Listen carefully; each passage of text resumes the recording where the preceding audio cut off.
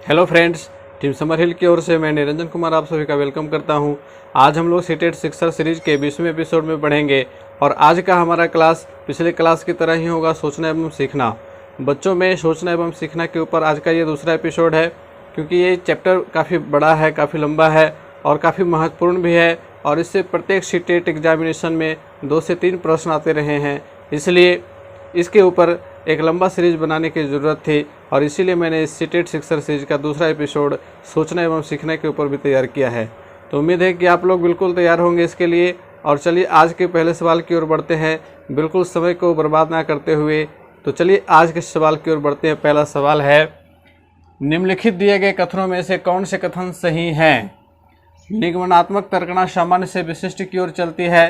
अधिगम एक जीवन पर्यंत चलने वाली प्रक्रिया है। सीखने का प्रबल सिद्धांत का नियम थॉर्नडाइक ने दिया। बालकों में अनुकरण की प्रवृत्ति पाई जाती है। ऑप्शंस हैं ए और बी सही हैं, सी और डी सही हैं।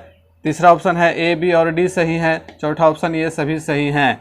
जल्दी से बताइए, आपका समय शुरू होता है अब।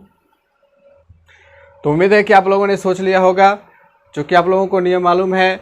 और यदि आप पहली बार हमारे क्लास को देख रहे हैं तो मैं आपको नियम बता देता हूं कि आपको क्वेश्चन को देखना है, वीडियो को पॉज करना है और 25 से 30 सेकंड के अंदर आपको जवाब दे देना है। ठीक है, तो चलिए इसके ऊपर डिस्कशन कर लेते हैं। सवाल है, निम्नलिखित कथनों में से कौन से कथन सही हैं? तो प्रत्येक कथन को पढ़ेंगे और उसके सही गलत के ऊपर चर्चा करेंगे। पहला कथन है, निगमनात्मक तर्कना सामान्य से विशिष्ट की ओर चलती है। तो यदि आपने हमारा पिछला क्लास देखा है तो उसमें मैंने इस पॉइंट को क्लियर किया था, ये सही कथन है। दूसरा है, अधिगम एक जीवन पर्यंत चलने वाली प्रक्रिया है, ये भी बिल्कुल सही है। तीसरा है, सीखने का प्रबल सिद्धांत का नियम थॉर्नडाइक ने दिया था, नहीं ये गलत है। सीखने का प्रबलन सिद्धांत किसने दिया था? याद है, CL हल ने दिया था। ये कथन गलत है। बालकों में अनुकरण की प्रवृत्ति पाई जाती है, बिल्कुल पाई जाती है। वे बड़ों का अनुकरण करते हैं, नकल करते हैं। तो ये ए, बी और डी ये तीनों सही हैं। तो हमारा तीसरा ऑप्शन सही होगा। चलिए उम्मीद करते हैं कि आप लोगों का पहला प्रश्न सही हुआ होगा। बढ़ते हैं दूसरे प्रश्न की ओर।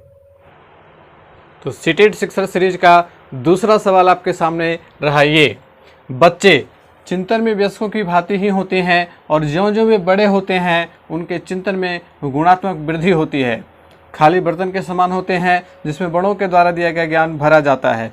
निष्क्रिय जीव होते हैं जो प्रदत्त सूचना को ज्यों की त्यों प्रतिलिपि के रूप में प्रस्तुत कर देते हैं।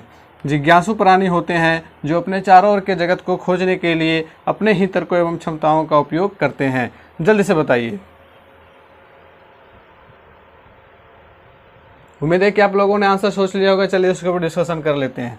सवाल है कि बच्चे किस प्रवृत्ति के होते हैं? तो यहाँ देखिए, पहला जो ऑप्शन है, चिंतन में वयस्कों की भांति होते हैं।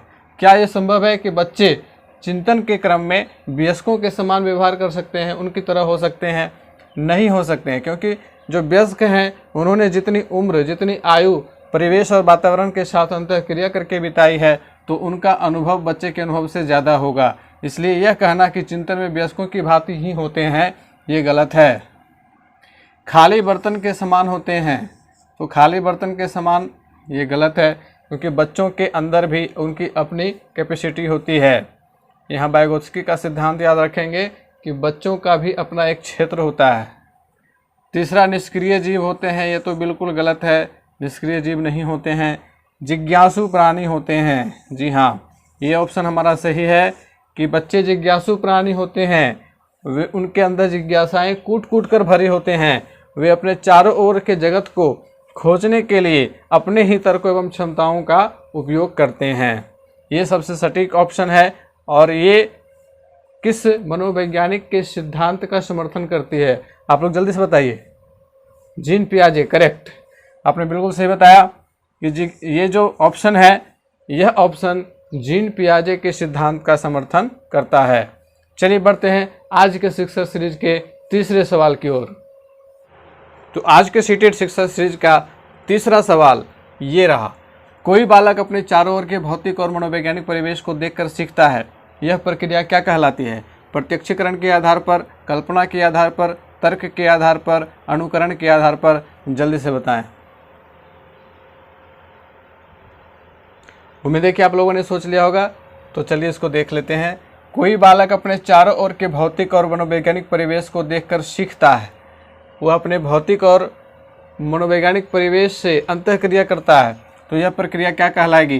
प्रत्यक्षीकरण के आधार पर। यही पहला ऑप्शन सही है। बहुत ही इजी प्रश्न था। उम्मीद है कि आप लोगों ने इस प्रश्न का बिल्कुल सही जवाब दिया होगा, क्योंकि कोई बालक जो है जब अपने चारों ओर के भौतिक और मनोवैज्ञानिक परिवेश को देखकर सीखता है तो वह घटना प्रत्यक्षीकरण कहलाती है। चलिए बढ़ते हैं आज के चौथे सवाल की ओर। आज के सीटेट शिक्षण सीरीज का चौथा सवाल आपके सामने ये रहा। निम्न में से कौन बालकों में सोचने की प्रक्रिया का अंग नहीं है?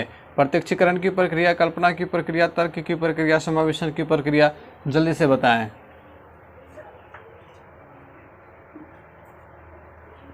उम्मीद है कि आप लोगों ने आंसर सोच लिया होगा और आप लोगों का आज का चौका भी लग गया होगा। चलिए चेक कर लेते हैं। सवाल है, निम्न में से कौन बालकों में सोचने की प्रक्रिया का अंग नहीं है? सोचने की प्रक्रिया का अंग नहीं है।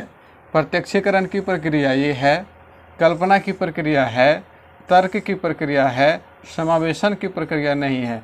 तो चौथा ऑप्शन हमारा सही है, क्योंकि समावेशन में क्या होगा कि समावेशी शिक्षा की नीति क्या कहती है कि समावेशी शिक्षा की नीति कहती है कि सभी बच्चों को एक साथ पढ़ना है, एक साथ बैठ कर के रहना।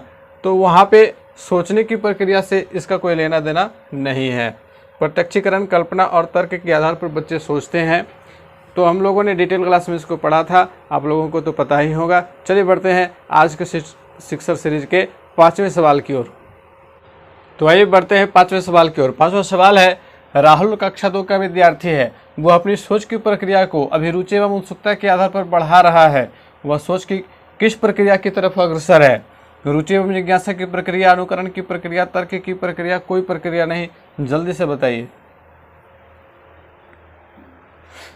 उम्मीद है कि आप लोगों का आंसर आ गया होगा। तो ये बहुत ही आसान सा सवाल है। कहता है कि वह राहुल जो है अपनी सोच की प्रक्रिया को अभिरुचि एवं उत्सुकता के आधार पर बढ़ा रहा है। तो आंसर तो इसी में छुपा हुआ है, रुचि एवं जिज्ञासा की प्रक्रिया के आधार पर बढ़ा रहा है। चलिए बढ़ते हैं आज के शिक्षण सीरीज के आखिरी सवाल की ओर। तो आइए बढ़ते हैं आज के सीटेट शिक्षण सीरीज के आखिरी सवाल की ओर। आखिरी सवाल है, बच्चों में सीखी गई निस्सहायता का कारण क्या है? इस व्यवहार को अर्जित कर लेना कि वे सफल नहीं हो सकते, कक्षा गतिविधियों के प्रति कठोर निर्णय, अपने अभिभावकों की अपेक्षाओं के साथ तालमेल ना बैठा पाना, अध्ययन को गंभीरतापूर्वक ना लेने हेतु नैतिक निर्णय। जल्दी से बताइए। उम्मीद है कि आप लोगों का आंसर आ गया होगा। चलिए चेक कर लिया जाए, आज आप लोगों ने 6 लगाया है या नहीं, चेक कर लिया जाए।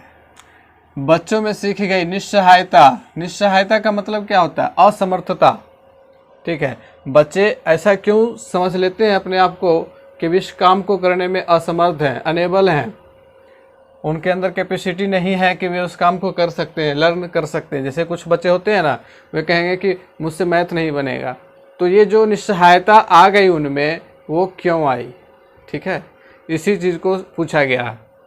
तो इस व्यवहार को अर्जित कर लेना कि वे सफल नहीं हो सकते हैं, दे कांट सक्सेस। अगर वे ऐसा सोचते हैं कि I can not do it, तो यह भावना आ जाएगी। पहला ही ऑप्शन सही है। बाकी के ऑप्शंस को भी देख लेते हैं। कक्षा गतिविधियों के प्रति कठोर निर्णय। कक्षा गतिविधियों के प्रति कठोर निर्णय ये टीचर ले सकते हैं, बच्चे नहीं लेंगे, इसलिए ऑप्शन सही नहीं होगा। अपने अभिभावकों की अपेक्षाओं के साथ तालमेल ना बैठा पाना, इससे भी अनकेपेबल भी महसूस नहीं करेंगे। थोड़ा सा दोनों में अभिभावक और बच्चों के बीच खींचतान होगी, लेकिन वहाँ वे अपना अगर अलग मोटिव है उनका, तो वे अपना रास्ता अलग बना लेंगे, लेकिन अपने आप को असहाय महसूस नहीं करेंगे। अध्ययन को गंभीरतापूर्वक ना लेने हेतु नैतिक निर्णय। तो कोई भी ऐसा बच्चा नहीं होता है जो स्वयं के नैतिक निर्णय के बल पर अध्ययन को गंभीरतापूर्वक ना ले। उसका नैतिक निर्णय हमेशा यह कहेगा कि अध्ययन होना चाहिए। लेकिन यहाँ सवाल क्या है कि बच्चों में सीखी गई निस्सहायता, जो वे अपने आप को असहाय महसूस करते हैं किसी चीज़ को सीखने में, तो सबसे इसका जो साइकोलॉजिकल कारण है कि इस व्यवहार को अर्जित कर लेना कि वे सफल नहीं हो सकते हैं। यदि बच्चे ऐसा सोच लेंगे कि वे सफल हो ही नहीं सकते हैं तो फिर दुनिया की कोई ताकत उन्हें सफल नहीं कर सकती है। यदि बच्चों में यह क्षमता है, वे अगर ऐसा सोचते हैं कि मैं ऐसा कर सकता हूँ, आई कैन डू इट, तो वे करके दिखा देंगे। लेकिन अगर उनमें यह धारणा बन गई कि वे नहीं कर सकते हैं तो फिर वे नहीं ही कर पाएंगे, चाहे आप कितना भी प्रयास कर लें। तो चलिए, आज के सीटेट शिक्षक सीरीज का यहीं पे समापन होता है। मिलेंगे फिर से अगले क्लास में, तब तक के लिए गुड बाय। हंसते रहिए, मुस्कुराते रहिए और डीपली अध्ययन करते रहिए।